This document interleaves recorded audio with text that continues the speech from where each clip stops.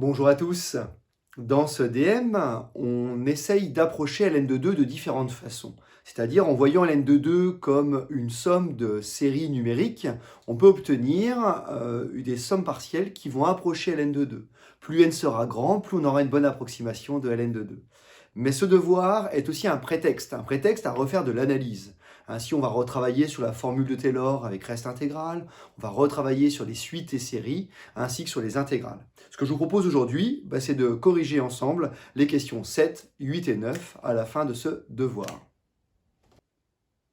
Dans cette question 7, on définit deux intégrales généralisées, c'est-à-dire qu'on nous fait poser ici I et J, deux intégrales jumelles, au sens où le travail sur ces deux intégrales va nous permettre de récupérer la valeur de chacune d'entre elles.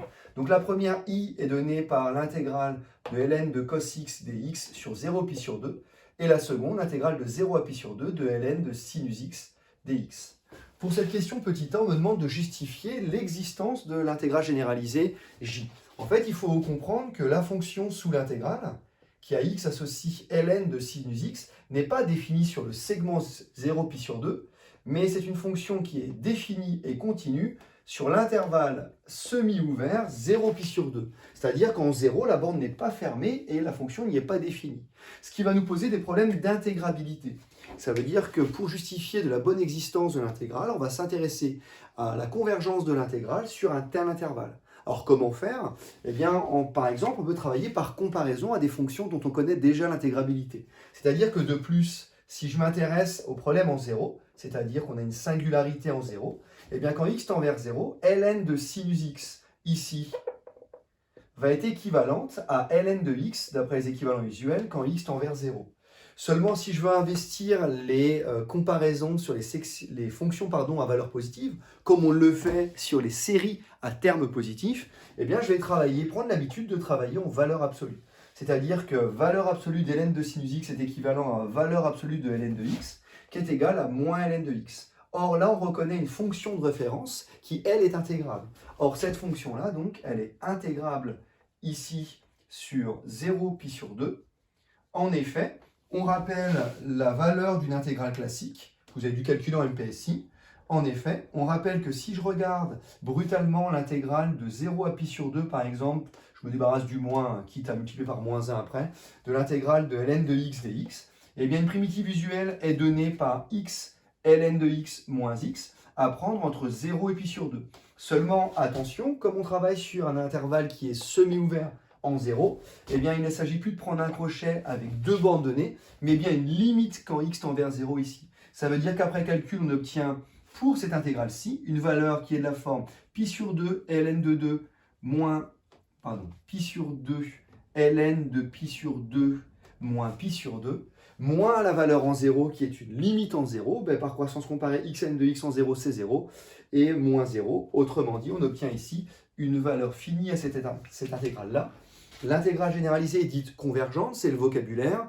Elle est donc finie, c'est-à-dire que par comparaison à une fonction dont on connaît l'intégrabilité sur 0 pi sur 2, et par comparaison sur les fonctions à valeur positive, on peut récupérer l'intégrabilité de la fonction associée, c'est-à-dire que l'intégrale de la valeur absolue existe, ce qui entraîne que l'intégrale ici présente j est bien définie, c'est-à-dire qu'on en déduit ici, et donc l'intégrale j, elle est convergente et elle est bien définie.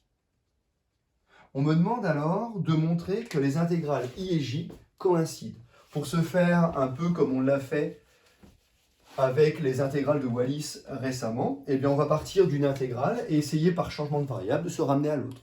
C'est-à-dire que par exemple, on a montré que l'intégrale j existait, définie par l'intégrale de 0 à pi sur 2 de ln de sin x dx, et on va poser un changement de variable. Alors, je vous rappelle qu'un changement de variable utile pour passer de sin à cos, c'est d'utiliser la symétrie par rapport à la première bisectrice sur le cadran supérieur autour du cercle trigonométrique, c'est-à-dire qu'en posant u est égal à pi sur 2 moins x, ce qui équivaut à dire que x égale à pi sur 2 moins u. On va donc voir la variable x ici comme une fonction d'une nouvelle variable. C'est-à-dire que je peux voir ça comme phi de u. Avec la fonction phi, dont on peut vérifier qu'elle est bien C1, et cette fois-ci strictement monotone. Elle est donc C1 strictement monotone décroissante. ce qui me permet d'utiliser le théorème de changement de variable sur les intégrales généralisées, avec en prime, d'une part, cette qualité-là phi, et d'autre part, si je regarde donc x comme fonction de la variable u, eh bien dx dérivé par rapport à u devient simplement ici moins 1, ce qui me permet d'affirmer que dx peut être remplacé par moins du. Autrement dit, on obtient l'intégrale, attention borne, de pi sur 2 à 0, de ln de sinus de pi sur 2 moins u, le tout fois moins du, ce qui me permet, en retournant les bornes, d'obtenir l'intégrale de 0 à pi sur 2, de ln de sinus de pi sur 2 moins u, et par symétrie, ça donne donc ln ici de cosinus u du, c'est-à-dire que finalement, partant de l'intégrale i, on arrive à l'intégrale j. Et donc, finalement, i et j coïncident. Mais alors, comment récupérer la valeur de l'intégrale i et de l'intégrale j? Eh bien, on a montré que i est égal à j, on va aller chercher une deuxième ligne d'équation en i et j. Ainsi, en obtenant un système de deux équations, deux inconnues, en les intégrales i et j, on récupérera la valeur de chacune d'entre elles. Donc, pour finir, c'est l'objet de la question C. On me demande alors de calculer i plus j. Eh bien, allons-y. On a, par linéarité de l'intégrale généralisée, que i plus j est donné par l'intégrale de 0 à pi sur 2 de ln de cos x plus ln de sinus x. Et par propriété du logarithme, on récupère le log, donc ici, du produit sinus x cos x. Encore faut-il être capable de calculer cette intégrale. Bon, ben ça c'est assez simple, puisqu'on voit ici eh bien, presque un terme de duplication du sinus, c'est-à-dire sinus de 2θ égale à 2 sinus θ cos θ, ce qui me permet de voir ici i plus j comme l'intégrale du log de sinus de 2x sur 2, c'est-à-dire qu'ici je peux voir i plus j comme étant égal à l'intégrale de 0 à pi sur 2 de ln de sinus de 2x sur 2, le tout dx. Par opération sur le log, on va sortir une constante pour se ramener en log de sinus. Pourquoi? Pour réinvestir ce qu'on a vu sur i ou j, à savoir que ln de sinus, c'était j. C'est-à-dire, oui, c'était j. C'est-à-dire qu'ici, on va obtenir le log de 1,5 à prendre entre 0 et pi sur 2. Comme on intègre une constante sur l'intervalle 0 pi sur 2, on va obtenir pi sur 2 fois log de 1,5, donc moins pi sur 2 ln de 2, plus l'intégrale de 0 à pi sur 2 de ln de sinus de 2x, le tout dx. Attention, je voulais retrouver l'intégrale j, malheureusement, eh bien l'argument, c'est pas grand x, mais 2x. Eh bien, on va poser un nouveau changement de variable, c'est-à-dire qu'ici, on va poser u est égal à 2x, qui équivaut à dire que x égale à u sur 2, en voyant x comme une fonction d'une nouvelle variable qui est encore C1 et strictement croissante ici, avec les éléments d'intégration dx égale à 1,5 du. Ce qui me permet de dire que le champ de variable est licite, on récupère ici moins pi sur 2 ln de 2, plus, attention, si x prend la valeur 0, u prend la valeur 0, et ici pi de ln, donc de sinus de u, c'était l'objectif, mais attention, fois dx égale à 1,5 du. 1,5 de du ici.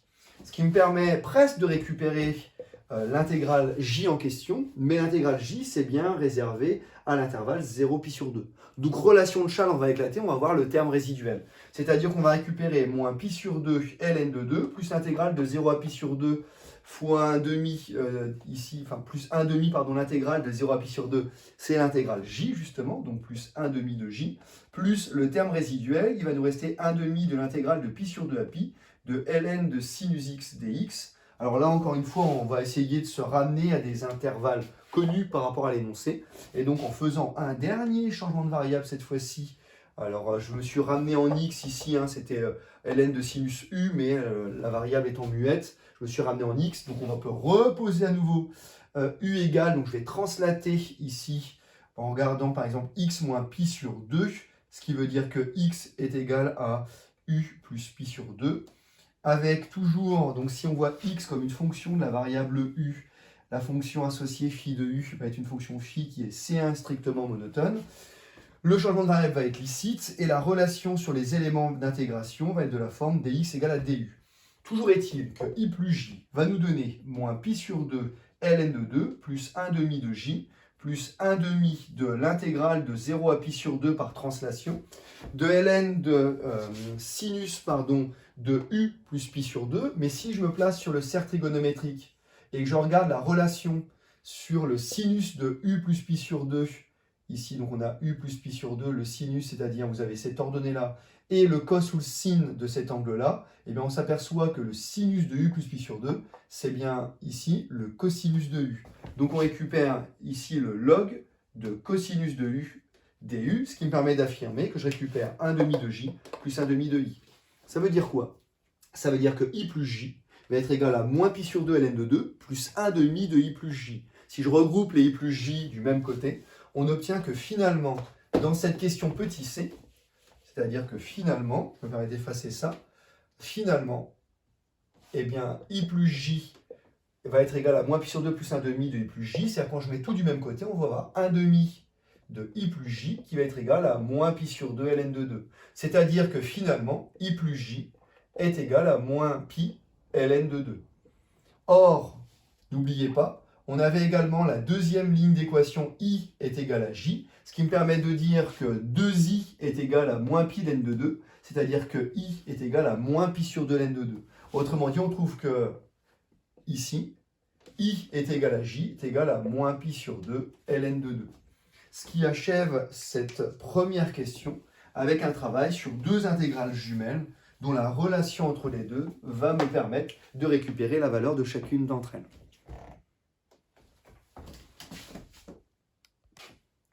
Alors évidemment, ces deux intégrales sont assez classiques et il faudra se rappeler comment on a mené le calcul de ces intégrales. Mais ce n'était pas le but du DM. Le but du DM, c'était d'obtenir des valeurs approchées de ln de 2. Donc pour aller plus loin, on nous demande dans la question 8 d'aller étudier une série de fonctions. C'est-à-dire que pour cela, on va noter pour tout n appartenant à n étoile, fn de x qui est égal à sinus puissance 2nx sur n, avec x appartenant ici à l'intervalle 0 pi sur 2, ouvert en pi sur 2. Pour étudier dans un premier temps la convergence simple de cette série de fonctions, il s'agit de fixer le paramètre x appartenant à 0 pi sur 2, et dans ce cas-là, on doit étudier non plus une série de fonctions, mais à x fixer une série numérique, c'est-à-dire une série à valeur réelle ou complexe, ici à valeur réelle, et on étudie donc la série suivante, à savoir la série des sigma sinus puissance 2nx sur n, c'est-à-dire la série des sinus carré x, le tout puissance n sur n. Alors pourquoi l'écrire comme ça? Eh bien on rappelle que dans le début du DM, on a présenté des développements en série entière usuels. C'est-à-dire que l'année dernière en MPSI, au cours de différents travaux en DM, en DS, vous avez dû voir quelques développements en série entière. Et bien notamment, c'était l'objet de ce début de DM. Et bien on rappelle que pour tout x appartenant à moins 1, on a été capable de démontrer que ln de 1 plus x, donc je vais mettre grand x ici, si vous voulez, peut se décomposer et être vu comme la somme infinie des moins 1 puissance k moins 1, x puissance k sur k. Ou alors en spécifiant la valeur de x à moins x, on récupère ici moins la somme de k égale 1 à plus l'infini des xk sur k. Ça veut dire quoi? Ça veut dire que ces séries-là convergent dès lors que grand x appartient à moins 1, 1. Eh bien, si x, petit x, est fixé entre 0 pi sur 2, vous avez sinus x qui appartient bien à 0, 1, inclus dans cet intervalle de convergence. Et donc, avec x fixé dans 0 pi sur 2, eh bien, on peut affirmer que notre série converge, donc la série converge, la série numérique converge, et on peut même affirmer que sa somme va être donnée par du logarithme de 1 plus 1 moins sinus carré. Alors, je vais quand même le détailler parce que sinon ce ne sera pas clair. C'est-à-dire qu'on peut en déduire que la somme pour k allant de 1 à plus l'infini des sinus carré x puissance n puissance k sur k, c'est-à-dire des sinus 2kx le tout sur k, égale à moins le logarithme de 1 moins sinus carré x, puisqu'on a évalué ici grand X en sinus carré. Ce qui me permet d'affirmer, grâce aux formules trigonométriques, que la somme de notre série n'est rien d'autre que moins log de cos carré x, qui est égal, encore une fois, à moins 2 ln de cos x. C'est-à-dire que finalement, notre série de fonctions ici, la série de fonctions ici, des fn de x à x fixé, donc à x fixé, elle va converger quand n tend vers plus l'infini, vers la fonction suivante, qui est notée f, et dépendant de x ici, qui est égal, donc on a dit, à moins 2 ln de cos x. Ce qui nous permet donc de confirmer la convergence simple de cette série de fonctions. Mais alors vous allez me dire, oui, mais quel est le lien avec la série DAN qu'on étudiait dans cette deuxième partie de DAN. Eh bien, c'est justement le lien sera fait dans la question petit b. Et c'est là, et c'est pour ça que je vais refaire une vidéo, parce que je tenais à mettre en avant le théorème de convergence dominée attendu dans cette question-ci. Puisqu'en utilisant le théorème de convergence dominée, on me demande alors de relier la série DAN et les intégrales qu'on a étudiées juste avant. Alors comment faire? Eh bien, si je veux établir, grâce au théorème de convergence dominée, cette égalité, il va falloir reconnaître l'intégrale d'une suite ou d'une série de fonctions. C'est-à-dire qu'en particulier, si je pars du membre de droite, c'est-à-dire qu'on a, par exemple, si je pars du membre de droite, eh bien, moins 2 fois l'intégrale de 0 à pi sur 2 de ln de cos x dx, eh bien c'est égal, d'après ce que j'ai fait ici, à l'intégrale de 0 à pi sur 2 de f de x. Oui, mais f a été défini comment? Comme la somme d'une série de fonctions. C'est-à-dire qu'on a alors l'intégrale de 0 à pi sur 2 de la somme infinie des sinus de kx sur k, ou alors la limite, quand n tend vers plus l'infini, de la suite des sommes partielles associées, c'est-à-dire les sommes de k égale 1 à n des sinus de kx, le tout sur k, dx. C'est là qu'on reconnaît l'intégrale d'une suite ou d'une série de fonctions, c'est-à-dire d'une série de fonctions ici, puisqu'on va vouloir échanger les symboles limite et intégrale grâce au théorème de convergence dominée appliqué à la somme ici d'une série de fonctions. C'est-à-dire qu'on reconnaît, et je vais commencer à rédiger l'utilisation du théorème de convergence dominée. Ici, on reconnaît donc l'intégrale, d'une somme de séries de fonctions continues, qui sont bien continues, donc continues par morceaux, continues sur, alors on était ouvert ici en pi sur 2, donc sur 0, pi sur 2. On peut alors vérifier les hypothèses du théorème de convergence dominée, c'est-à-dire que de plus, premier point, la convergence. Si je regarde la série dfn, on sait qu'elle converge simplement vers f sur l'intervalle de travail, ça a été établi à la question petit a. Et enfin, reste à obtenir la domination, c'est-à-dire indépendante de n, et dominée par une fonction qu'on sait être intégrable, c'est-à-dire que pour tout n appartenant à n étoiles, et pour tout x appartenant à 0, ici pi sur 2, on va pouvoir regarder, donc on applique le terme de convergence dominée à la suite des sommes partielles Sn de x, c'est-à-dire ici, on va pouvoir dominer Sn de x par quoi? Eh bien déjà en valeur absolue, il faut reconnaître que tout est positif, donc ça va être la somme de k égale 1 à plus l'infini des sinus de kx sur k, la somme partielle, faites attention ici. Voilà. Et l'objectif est de majorer cette suite de sommes partielles par un terme indépendant de n, mais également intégrable sur 0 pi sur 2. Or, si je regarde cette somme partielle, comme il s'agit d'une somme de termes positifs, on peut alors bêtement majorer par la somme infinie de k égale 1 à n des sinus, donc cette fois-ci la somme infinie, des sinus puissance 2k, le tout sur k. Et cette chose-là, ce n'est rien d'autre que moins 2 log de 1 moins cos x ici, toujours sur 0 pi sur 2. Or, cette fonction-là est une fonction qu'on sait être intégrable. Pourquoi? Eh bien, lorsqu'on regarde elle, alors cette fonction-là, je vais mettre qu'elle est indépendante de n, mais qu'elle est aussi intégrable. Donc, or, je reviens là-haut si ce n'est pas lisible à la vidéo. Or, la fonction qui a x associe moins 2 ln de cos x, elle est bien intégrable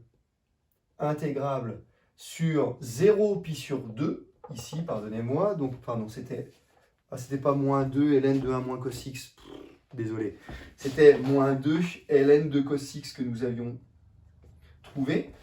Et donc on a cette fonction-là, elle, qui est intégrable sur, on a dit, 0 pi sur 2, car n'oubliez pas, eh bien l'intégrale de 0 à pi sur 2 de ln de cos x, elle existe. C'est qui? C'est simplement l'intégrale i qu'on a ainsi définie. C'est-à-dire que techniquement parlant, vérifier l'intégrabilité, c'est donc vérifier l'existence de l'intégrale ici de la fonction qui a x associe moins 2 ln de cos x.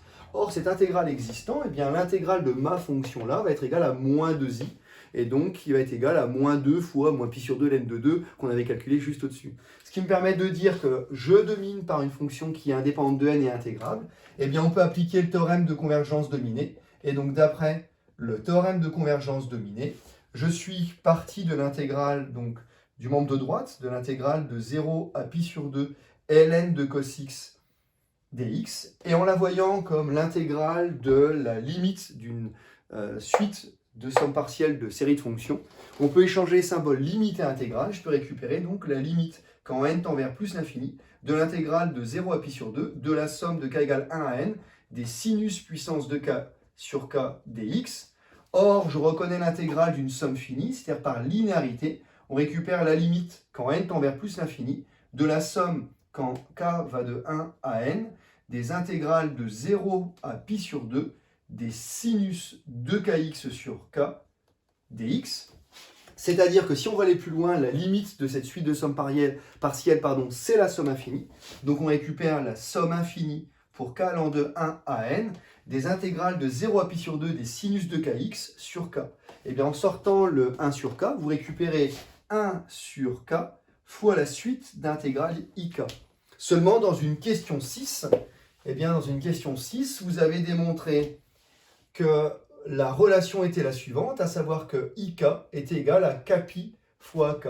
Pourquoi j'écris ça? Et bien en remplaçant ik par kpi ak, on récupère qu'on a pi fois la somme des ak tout simplement. C'est-à-dire que l'intégrale, donc moins 2 fois l'intégrale de 0 à pi sur 2 de ln de cos x dx est donc égal ici, on a dit, en remplaçant par kpi ak, pi fois la somme des ak pour k allant de 1 à plus l'infini. Ce qui me permet d'en déduire, parce que le but c'était d'isoler la série des ak, que la somme de la série des ak pour k allant de 1 à plus l'infini ici est égale à moins 2 sur pi fois l'intégrale en question, mais cette intégrale-là, on l'avait appelée i.